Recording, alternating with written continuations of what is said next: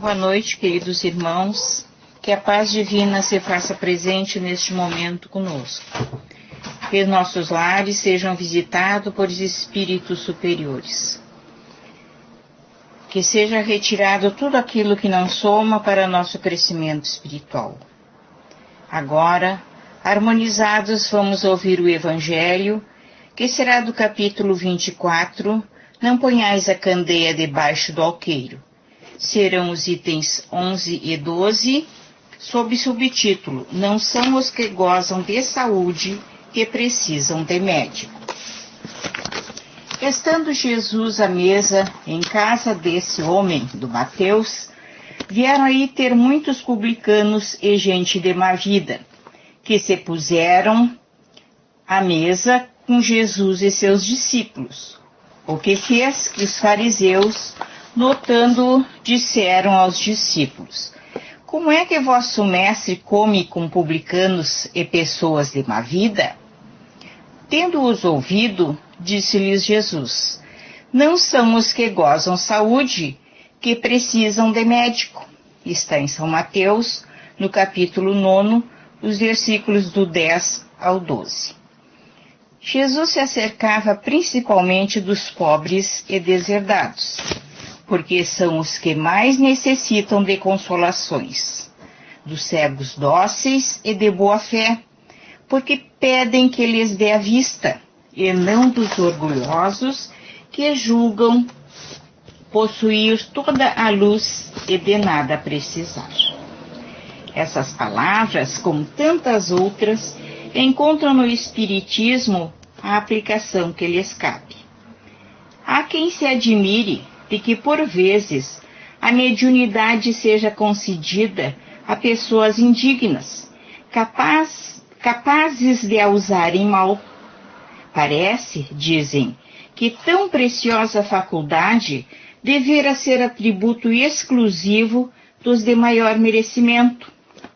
Digamos, antes de tudo, que a mediunidade é inerente a uma disposição orgânica e que qualquer homem pode ser dotado, como da de ver, de ouvir, de falar. Ora, nenhuma há que o homem, por efeito do seu livre-arbítrio, não possa abusar.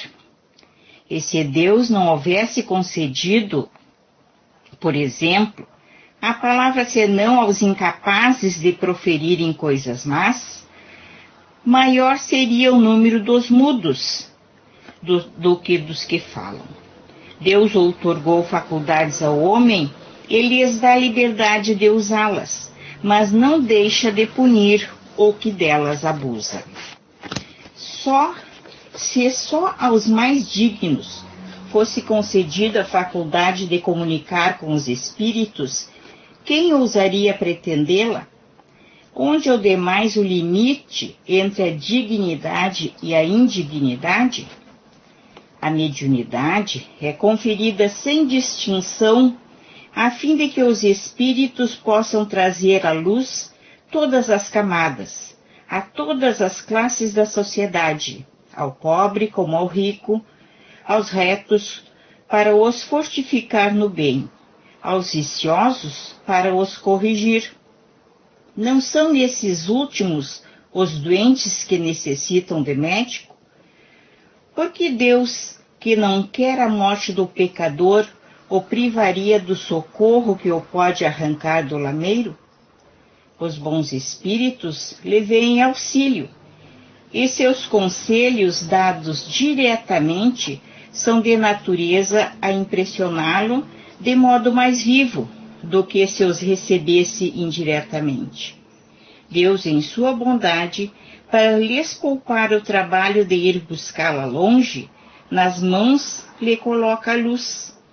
Não será ele bem mais culpado se não a quiser ver? Poderá desculpar-se com a sua ignorância quando ele mesmo haja escrito com suas mãos, visto com seus próprios olhos, ouvido com seus próprios ouvidos e pronunciado com a própria boca a sua condenação? Se não aproveitar, será então punido pela perda ou pela perversão da faculdade que lhe fora outorgada, e da qual, nesse caso, se aproveitam os maus espíritos para o obsediarem e enganarem, sem prejuízo das aflições reais com que Deus castiga os servidores indignos e os corações que o orgulho e o egoísmo endurecem. A mediunidade não implica necessariamente relações habituais com os espíritos superiores. É apenas uma aptidão para servir de instrumento mais ou menos dúctil aos espíritos em geral. O bom médium, pois, não é aquele que comunica facilmente, mas aquele que é simpático aos bons espíritos e somente deles tem assistência. Unicamente nesse sentido é que a excelência das qualidades morais se torna onipotente sobre a mediunidade. Como vimos, não precisa ser espírita para ser médium. Temos visto muitos médiuns usarem mal essa faculdade, que lhes foi concedida para minimizar as dores do mundo. Como nos disse a lição, recebemos mensagens de advertência e achamos que é para o fulano, e muitas vezes é um alerta para nós mesmos, que aí estamos ouvindo ou escrevendo. O são não precisa de médico, porque ele professa fé e tem a certeza que um ser superior zela por ele. O são não precisa de médico, porque ele vive os ensinamentos que Cristo deixou.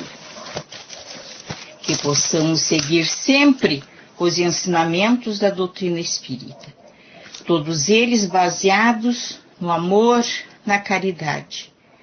Que nosso planeta seja envolvido pela paz, pelo amor, pela esperança. Vamos mentalizar agora nossas águas, que sejam colocados nelas os remédios que estamos necessitando. E agradecemos a todos os irmãos, encarnados e desencarnados que estiveram conosco. Que a paz de Cristo permaneça em nossos corações.